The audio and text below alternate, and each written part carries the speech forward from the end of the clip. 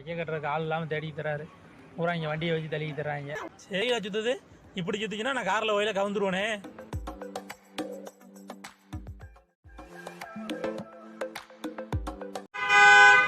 இப்போ எங்கே இருக்கோன்னு பார்த்தீங்கன்னா குவைத்தில் இருக்கக்கூடிய அவென்யூஸ் மாலில் இருக்கோம்.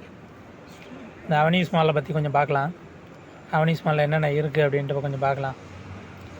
ஓகே, வாங்க வீடியோக்குள்ளே ஃபுல்லாக போகலாம்.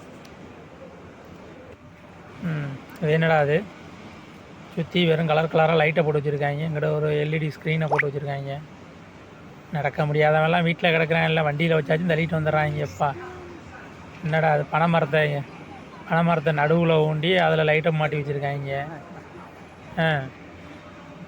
அது சரி, வீட்டுக்கு ஒரு மரம் வளர்க்குறாங்கன்னா இவங்க மாலுக்குள்ளே பூரா மரத்தை வளர்க்குறாங்க. நண்டு செண்டு எல்லாம் எங்கள் சித்தப்பே வந்தால் வைக்க கட்டுறதுக்கு ஆள் இல்லாமல் தேடி தராரு.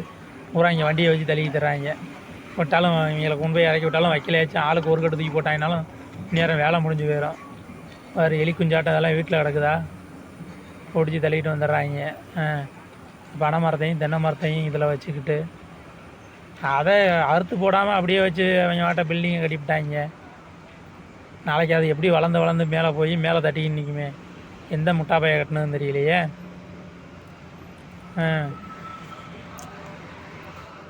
இந்த என்னடா ஃபுல்லாக வளர்த்து சைடில் வச்சுருக்காங்க. இது மாடு இங்கே வந்து எப்படி மேய்கிறது. ஃபுல்லாக மாடு வர்றதுக்கு லைட்டு வேறு போட்டு வச்சுருக்காங்களப்பா.